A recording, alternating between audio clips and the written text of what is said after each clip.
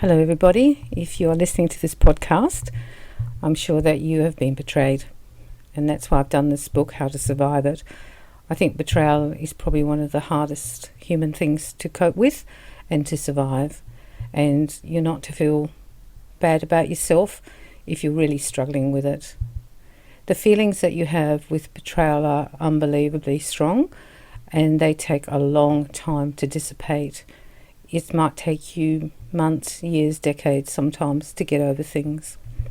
There are many forms of betrayal, and in the different chapters I'll be talking about them. The betrayal that we have in a love relationship where someone maybe has an affair. The betrayal we have within families. Work betrayal, when people betray you at work. And colleague betrayal, when you have a workmate who maybe betrays you. We can be betrayed by our friends, and we can be betrayed in business. And another betrayal that people don't talk about is the will, that we can be betrayed through the will. And I'll be adding some others as they come up and doing little chapters on each one of them. My heart goes out to you if you've been betrayed. It's a terrible feeling, it really is. And the break of trust, the breach of trust that you had in that person has gone. And that's probably the hardest thing to deal with, that now you don't trust them. And you also know that they lied to you, and you don't know when the lies started or how many there are. So from now on, if you were with someone or in a business or a situation with a family and you trusted people and they have now betrayed you, there will be no trust. Sometimes we can build the trust back. Sometimes the person will take responsibility for what they did and not do it again or change. But very often it just signifies to you that this person actually is not trustworthy, and now you have a huge problem with what you're going to do. When you are first betrayed, it is devastating. And it's hard because it's lonely, because you don't always want to tell everybody everything. And yet on the inside, you're just crying and you're so angry and you're so confused, because the image of the person or the family or the friend or the business partner is completely changed now. This was a person that you trusted. This is a person who you believed would look after you and serve your best interests as you're serving theirs. And now you found out they're just selfish. They're just selfish, and they did whatever they wanted to do, and they didn't really give up about you. And that's the truth of it. They were just putting themselves first, and they didn't care about the impact it was going to have on you or the relationship or the family or the friendship or the business. We are not perfect. People are not perfect, and we all do stupid things and we all mess up. However, betrayal is in another category. It's another court of its own, betrayal, I think. And it's something that the person who's been betrayed will have a lot of trouble getting over. And there will be a lot of issues that come up when you're trying to get over it. Remember, you're the victim of this. You didn't choose this. And that's the thing you have to keep mindful, because when people have found out, they'll often want to shift the blame to you and try and take responsibility. The other thing you need to be mindful of is that when you first find out, you might not be getting all the details. You might just be getting the skeleton of what happened, and it's okay to pursue it. Often the person who's betrayed does not want it pursued. They want you to just pack it up and put it in a box and say, oh, okay, and all right, well, let's just get on. And you can't do that, because betrayal is all about emotion. It's all about emotion, and it's all about trust, and it's all about how we feel, and we can't change that, because how we feel is how we feel, and the feelings will be there until we can find a way to process them and work them out and then let them go. You are to be nice to yourself. You are to realize you're the victim in this. There are no excuses for betrayal. It's lies, and they are being deceitful to you, and that's the beginning and the end.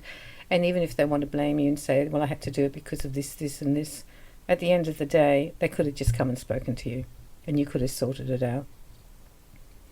The idea that you've been betrayed is also quite shocking. If you've been in a relationship that you put up on like a pedestal because it was a wonderful relationship and you felt you had the same moral code about what was good behaviour and what was bad behaviour. To have that betrayed, now not only are you betrayed, but it betrays the relationship. So you're broken and all in bits and pieces and your heart's shattered. But the relationship is actually also broken too, because you're looking at this person and going, who are you? You're not who I thought you were. So now you're kind of living with a stranger. And I want you to be kind to yourself when that's how you feel. They are a stranger to you because the image that you had of them is now shattered. And they've shattered the relationship because now the same two people aren't in it that you thought. Being faithful might also be, and being loyal might be very strong issues for you. And the fact that they haven't been faithful and loyal to you, that's going to change things as well. Because when we can't have loyalty from people, then we can't trust them. And that's particularly in the money and the business areas. And I think even in the will. When you look back, you might see signs that you missed, particularly with someone who's having an affair, or some money stuff, you were betrayed with a money or contract. When you look back, you might see that, but remember, hindsight is 20/20 vision. When you're actually in it, you totally trust that person, and you're not looking in that way. So if you have missed things, you're not to blame yourself. There is a common thought pattern, which is that we will be in denial. And I think if you know about the affairs and you keep putting up with them, doing a blind eye thing, then yes, that is denial, but you're still being betrayed, by the way. But if you didn't have any idea of what was happening and you missed some of the signs because you didn't think that way, you're not to feel that you made a mistake. You didn't make a mistake. They were dishonest and they deceived you and they covered up things. They made the mistake. And you need to put, not the blame in a sense, but don't let the blame be put at your feet when you were not responsible for the actions that they chose. I'm hoping that audiobook will help you. I'm hoping that these podcasts will help you because it's lonely being betrayed, and you go into so many strange emotions that you've never had before, and I will talk about those as well. So if you're now in the process of trying to survive and heal from it, you need to be very gentle with yourself and choose who you speak to. And if you need counselling or professional help, seek it. You want to survive from this. You want to find a way to process it and let it go and live again and be happy again too. And if you want to still stay with that person because there's a lot of love there and a lot of the parts of the relationship were working, then you can also want to fix it emotionally so you can stay with them. Because otherwise, if you don't get better at dealing with the betrayal, all you do is give them hell for the rest of the relationship, how long it is, and be sarcastic and say smart ass things and checking up on them. You need to get better for two reasons, and they were the two: for yourself and if you want to stay in the relationship. I wish you well with this one because it's really horrible actually, and people don't really talk about it that much.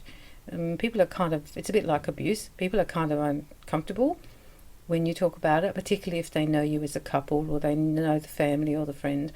People don't always want to take sides, but you kind of need someone on your side when you're being betrayed to give support, that's all. And to call it as it is, that what the other person did to you was wrong. Betrayal comes in all different forms and in different ways that it can happen in life, and there's not many people who miss out on some kind of betrayal. However, having said that, there are some people who really have many betrayals in the one lifetime, and it's not particularly their fault. So take care of yourself. I hope the book helps you. I hope that you can find some peace around it and some harmony, and I hope you can heal from it. And give yourself time. There's so many stages of it, and sometimes you can just feel like you've really gone backwards because you've gone backwards, and that's all right too. So be kind to yourself through the process, and nurture yourself and be good to yourself. and see if you can find a few good people to talk to, or a therapist or a professional who will help you through the process, because you've been damaged emotionally and probably psychologically, and you want to be tidying up and cleaning up that damage.